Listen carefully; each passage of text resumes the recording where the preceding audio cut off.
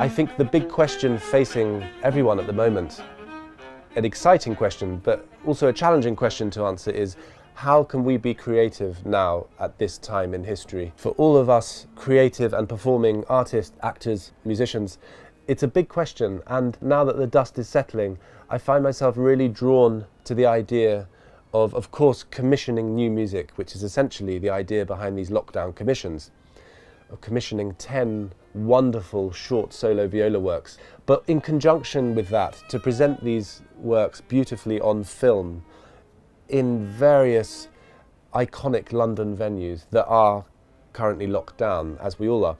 And I think, to me, that seems a natural direction to be drawn to create something new out of this very particular time in which we're living.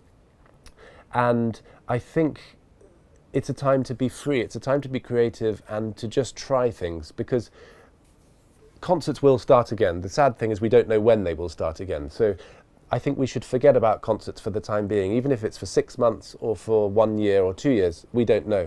But if we sort of forget about that now, I think it opens up the idea of other things that we can do. I've always been fascinated by the fact that in pop music or folk or jazz music, music is presented on film very strongly. And I think classical music could also be very interestingly represented on film if it's filmed in a beautiful way. And certainly with these small little miniatures that have been written for me, I'm really excited to explore the potential or the potential relationship between the silence of these venues that we're at and the pieces that have been written for me. And certainly I'm blessed to work with so many incredible composers. And within this series, Hugh Watkins, the piece that we're recording today, Ekis Ventur, the wonderful Estonian composer, Cassandra Miller, wonderful Canadian composer, Garth Knox, the extraordinary viola player and composer. These composers who are writing works for me now represent such a broad spectrum of music, and I think it will be fascinating to explore their music in conjunction with these silent spaces around London.